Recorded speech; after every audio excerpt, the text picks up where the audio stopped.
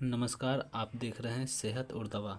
यहाँ हम बात करते हैं आपकी सेहत से जुड़ी हर एक जानकारी की, चाहे वो आम बीमारी हो, दवा की सही जानकारी हो या फिर घरेलू नुस्खे हो।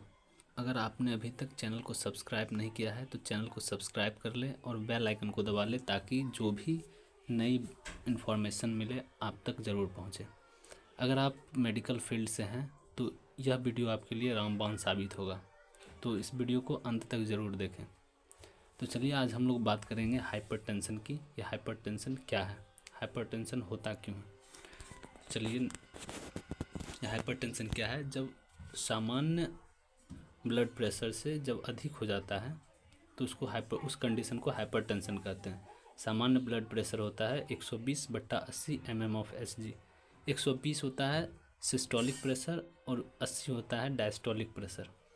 और हाइपरटेंशन का 2 फेज होता है, स्टेज 1 स्टेज 2। स्टेज 1 में नॉर्मली पता नहीं चलता है उतना कि हाइपरटेंशन है हमको। स्टेज 2 में चक्कर आना।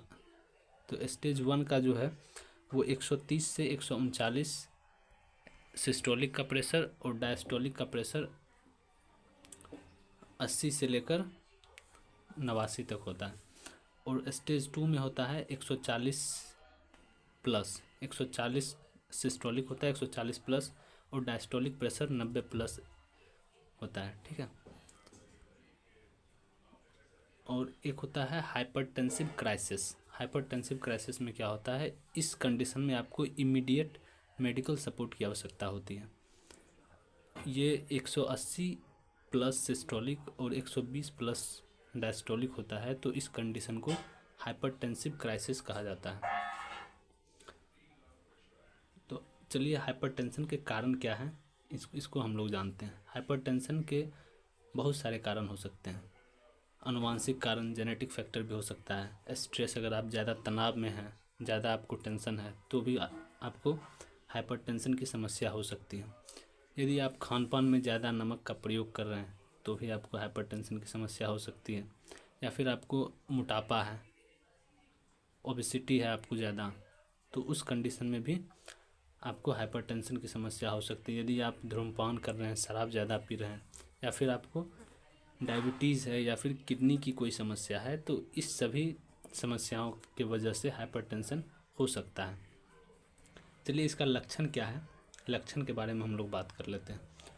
तो हाइपरटेंशन में सिर दर्द होना, चक्कर आना, आँखों के सामने धुंधलापन हो जाता है, थकावट होता है, कभी कभी नाक से खून आना, सांस लेने में तकलीफ़ होना, या फिर छाती में दर्द होने जैसी समस्याएं होती हैं नॉर्मली। तो चलिए, इसकी जांच कैसे की जाती है हाइपरटेंशन की। तो हाइपरटेंशन की जांच blood pressure BP measure machine से करते हैं, या फिर ईसीजी से इसकी जांच की जाती है। हृदय की जो गति होती है उसको देखा जाता है।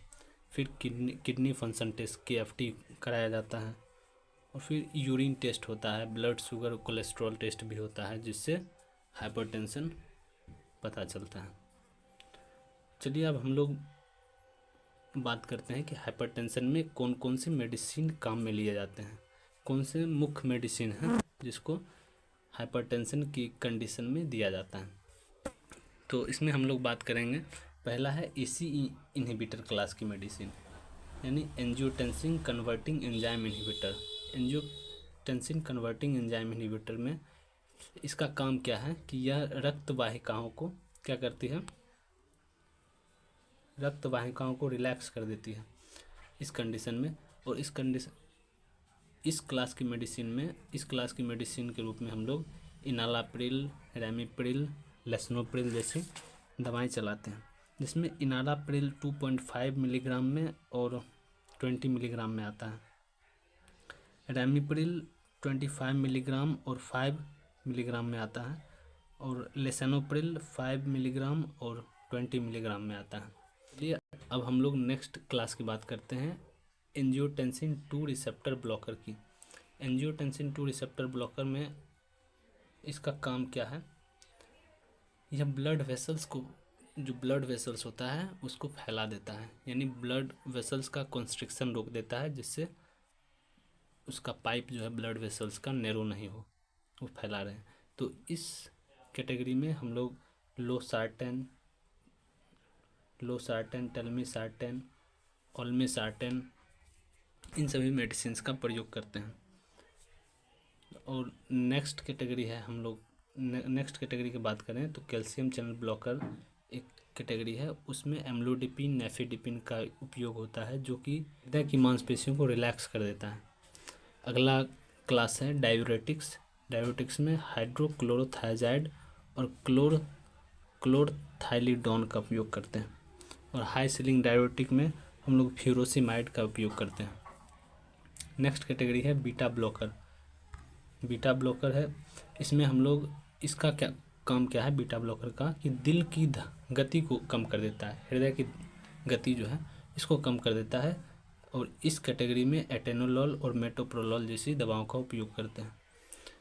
तो ये थी कुछ 5 कैटेगरी जो हाई ब्लड प्रेशर के पेशेंट को दिया जाता है। अब चलिए हम लोग बात करते हैं कि जीवन शैली में बदलाव करके हम लोग कैसे ब्लड प्रेशर को मेंटेन कर सकते हैं। तो जीवन शैली में बदलाव करने से तात्पर्य है कि आपको नमक कम खाना है, नमक का सेवन कम करना है, रोज़ाना कम से कम 30 मिनट आपको वॉक करना है, और आपका वज़न रिड्यूस करना है। वज़न कम करिएगा तो ऑटोमेटिक आपका ब्लड प्रेशर कम हो जाएगा। शराब और धूम्रपान नहीं करना है। तनाव कम से कम तनाव रखिए, और संतुलित आहार लीजिए, पौष्टिक आहार लीजिए, जिससे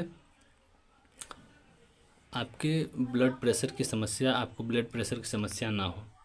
तो हाइपरटेंशन का इलाज ज़रूरी क्यों है? अगर आप इसका इलाज नहीं करवाते हैं, अगर आप इस पर ध्यान नहीं देते हैं, तो आपको दिल का दौरा आ सकता है, स्ट्रोक हो सकता है, किडनी का फेल्यूर हो सकता है, आँखों की रोशनी जा सकती है, और भी बहुत सारी समस्याएं पैदा हो सकती हैं। तो चलिए आज के लिए इतना ही। और आपने अभी तक इस चैनल को सब्सक्राइब नहीं किया है तो चैनल को सब्सक्राइब कर लें।